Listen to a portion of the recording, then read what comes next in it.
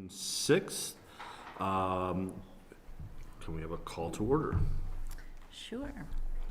Bill Marin. Sorry, I didn't have He's time. here. He's here.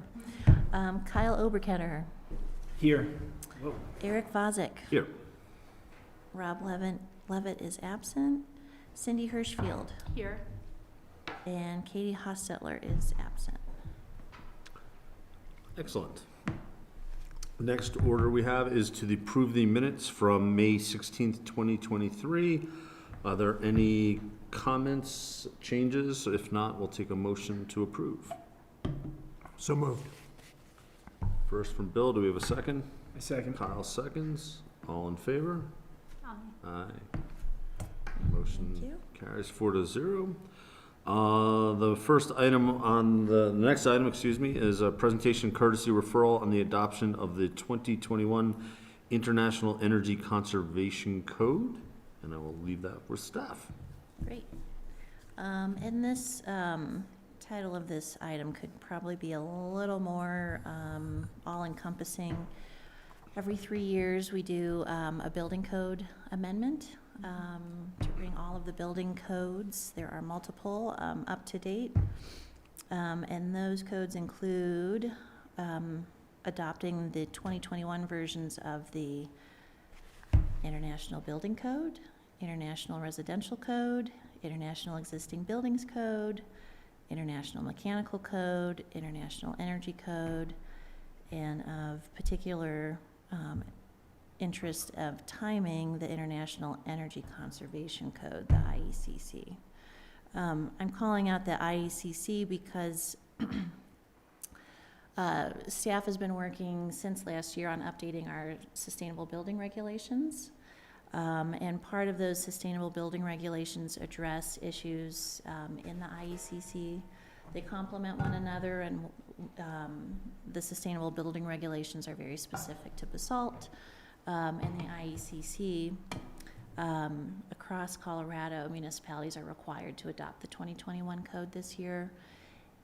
If a municipality does not make their own amendments to that code for their municipality, then you are enforced with the state version of that. So we have been working diligently to amend the IECC to be reflective of what works for Basalt. So we're not stuck with standards that might apply somewhere like Colorado Springs that are unreasonable for us. So some of these, I'm not going to go through an exhaustive review of all of the amendments to each of these building code requirements, but in general, some of them are as simple as just adopting the 2021 code, which doesn't have many changes to it. Some of them are simple syntax things and text items, but a couple highlights for you.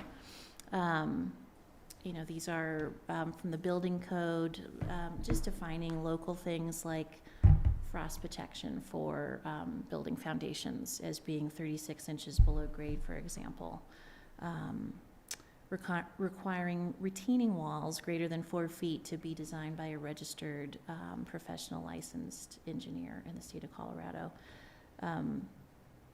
Issues such as townhouse automatic fire sprinkler systems and when those are enforced. How about this one? This is one of my favorites. Prohibiting unvented gas log heaters. Some of them are standard normal things that are not that interesting, but just don't exist in our code right now. Some of them are enforcement issues, just kind of doubling down on people getting building codes, building permits for the work that they're doing, and having some enforcement issues such as fines, possibly being guilty of a misdemeanor, or even being imprisoned if you're really far off the stretch. These are, of course, severe things, but building codes are or building permits are for life safety and health issues, so they're important. Items for the IECC, the International Energy Conservation Code, that are interesting, that are amended specifically for Basalt include things like exempting one-story structures that are under 500 square feet. So if you were adding on an ADU, you're not going to be required to do these intense, potentially expensive energy improvements. You're encouraged to, and you'll get credits for that through the SBRs, but you're not required. And just kind of some adjustments for standards based on the size of your building. Other things include HERS ratings and just clarifying the score that's mandatory for projects. That's been a score of 60 for providing on-site renewables. Previously, it was a score of 45. As technology has changed, that's easier to meet. There's a bunch of criteria in here that's just really based on our climate, specific to our climate. Again, kind of, I'll use the example of Colorado Springs again, so we're not faced with those things. And then one other example here is just kind of living through the code for the last 6 to 10 months. We have a lot of different size buildings coming in. For example, we have the building that's being designed, finished for BCC with the grocery store and the townhomes above it. And how that's meeting our energy codes is different because it's a mixed-use building, and kind of refining those. That is a general giant overview of what's happening. The drafts of these code amendments will be on the town website, hopefully by the end of tomorrow. We are racing the schedule. We need to have 2 readings of the IECC in particular. So we want to make sure we get those in and refined as well as we can before we bring that forward. Michelle, a couple months ago, we talked about some code amendments. Is that related to, is that what these are, or was that a different thing? Yeah, a couple months ago, we were adopting amended SBRs, the Sustainable Building Regulations. And there'll be another round of amendments coming with this final package as well, because just living through those with the example of the mixed-use building, we found that some of the language in there was unclear when it came to how to deal with sizing mechanical equipment that has a building with both commercial and residential units in it. So yes, similar and improved. Same but improved, I should Okay. say. I had made some comments before about affordable housing and the HERS ratings, especially when it comes to blower door testing, being hard to meet under certain circumstances. I was wondering if we could have not an exemption for it, but an allowance for this. We're going into the weeds here, but it's really hard when you have a multifamily building with a lot of very small units for each unit to meet a HERS rating of 60 with a blower doors test, because it's so, the surface area to interior ratio is so small. And I was wondering if we could have it and allow certain affordable housing buildings to meet it by calculation as opposed to a blower door test, or allow the blower door test for the whole building, which fits more the way the HERS ratings are supposed to work. Yeah, I think that that is something that has been looked at, and I can report back on that because I know that we've been working through some of the HERS ratings on these multifamily buildings. We've found some success, but there's definitely been some refinements to be made. And we don't want to like hinder affordable housing projects because of like what amounts to a calculation error. Yeah, good point. Because they'll be just as efficient no matter what, how you test them. But certain testing methods give better ratings than others. Oh, sorry, it's more clearing my throat. I did have something to say, but sorry, that came off rude. Okay.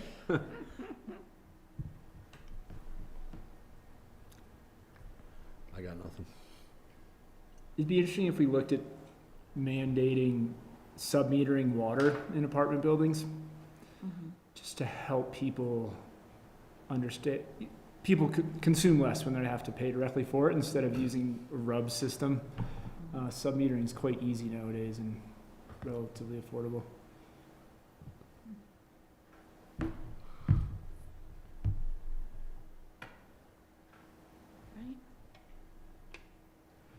there's no more comments, we'll move on to just commissioner comments and staff updates.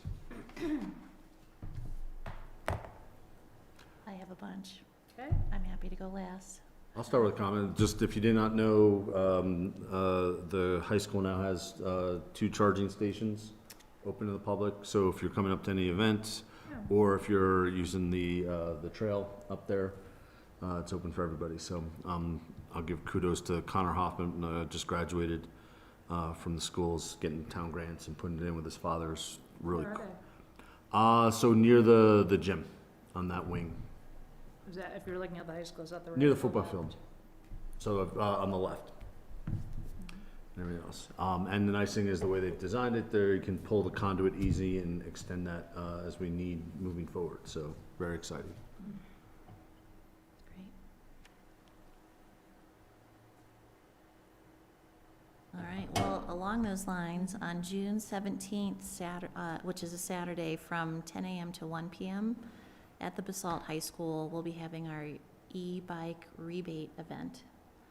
And I think that's on the town website right now. You can apply for your $250 rebate and come try out some bikes and learn about maintaining them, the different styles, the different levels, and see if you're into having an e-bike for some local commuting. So that's really exciting. And are there different companies that are be there with demos, or? There are, Basalt Bike and Ski is gonna be there with, a series of bikes, and then, another local retailer, Knox Cycles, will be there as well. They're both participating, and they're both doing, different levels of interacting with the rebates. Knox is matching the rebate if you buy one of their bikes, and, Basalt Bike and Ski is doing their another version of their rebates as well. So you'll see more information for that coming up, and you can go to the town website to sign up if you're interested. We're getting ready to advertise for artists to participate in a mural jury on Midland. So we'll have I think they're about 4x6 pieces of plywood mounted up and down Midland Avenue for artists to come and create a mock-up mural that might make it onto a final building. But it'll be an interesting activity to have happening during the summer to bring more activity onto Midland. I don't know if they're reach out to Danae Statzer, who's our art teacher. Oh, yeah. I mean, she might reach out to some of her kids too, but Danae's awesome and obviously has a interest in the town with her husband being a new cop, so, or husband-to-be, I should say, fiance. It's a great idea. Mhm. We'll do it. You guys hopefully have seen the structure of the band shell coming up.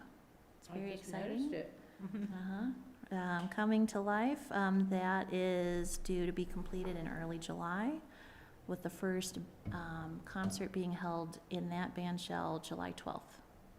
Super exciting. But the concert series will start in Willits on June 21st in Triangle Park. That's the first Wednesday after the first Sunday market. And similarly, the restroom and bus stop is on a similar schedule for an early July completion date. So a lot of this construction activity that we've been living through will wrap up around a similar time, and then we'll have some celebrations in the park. And those are my updates. James, do you have anything? We have a couple special review applications you'll probably be seeing at some point here in the near future.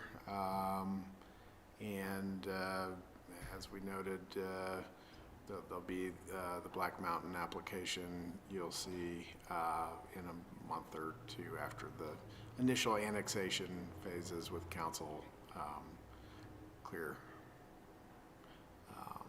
That's about all I had. Yeah. We're really busy with the Midland project right now, so. When's the estimated move from here to? Yeah, those are the details we're still negotiating and figuring out. Are they Be on reported. schedule, ahead, or behind? We're on schedule with phase 1.